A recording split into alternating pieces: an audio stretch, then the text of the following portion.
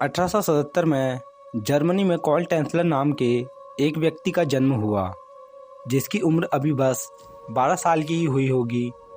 एक रात इस बच्चे को सपना आया, जिसमें इसे सपने में भगवान आकर कहते हैं कि तेरी शादी एक सुंदर लड़की जो इस देश की नहीं होगी, काले घने बाल और वो लड़की बिल्कुल गोरी होगी।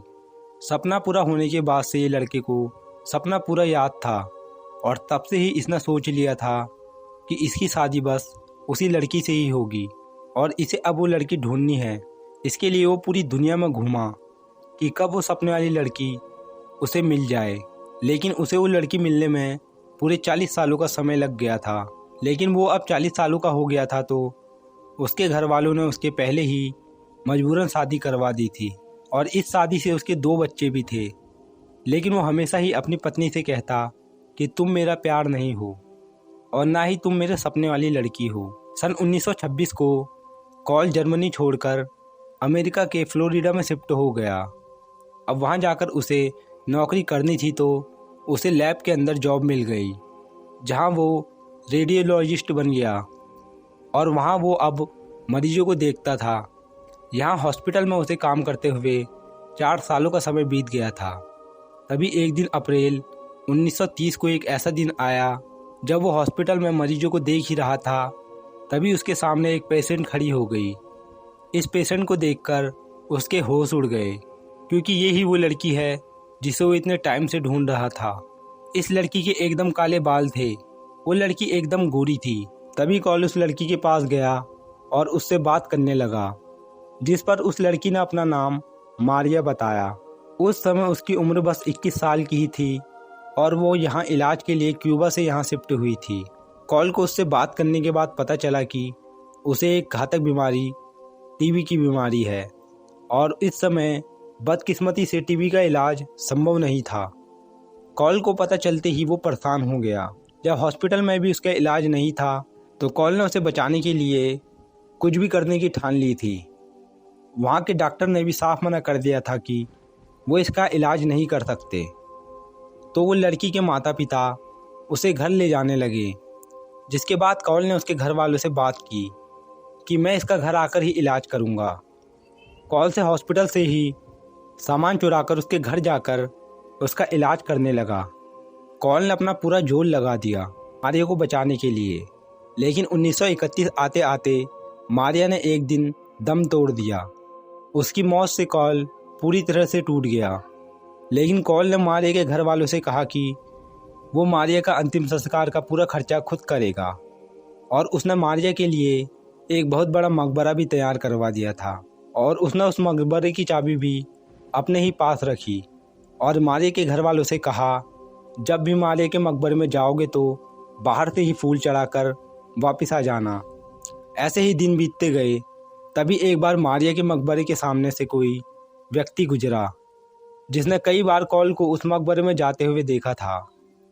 कॉल जो कि उस मकबरे में रोज जाता था, अचानक उसने वहां जाना एकदम से बंद कर दिया। ये देखते हुए मारिया के परिवार वालों को थोड़ा अजीब लगा, तो उन्होंने मारिया की कब्र में जाकर उसकी बॉडी को देखने का फैसला किया।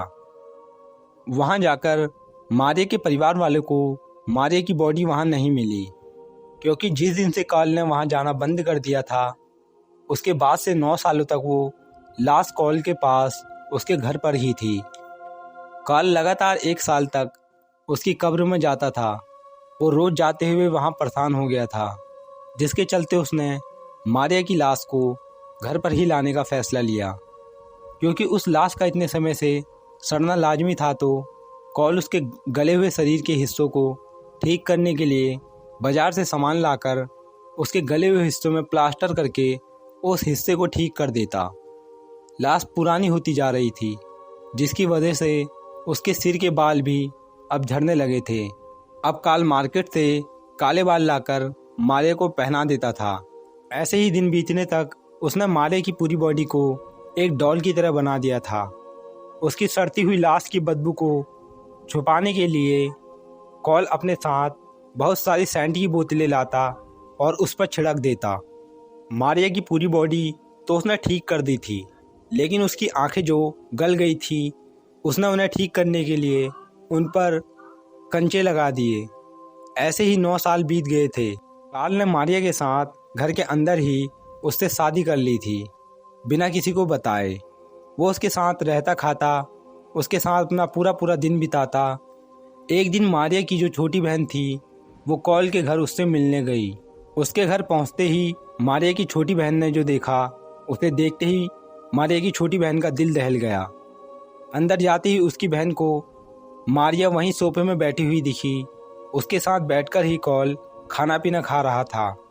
ये देखते ही मारिया की बहन ने पुलिस को सूचना दी और पुलिस ने आकर कॉल को पकड़कर कोर्ट में पेश किया।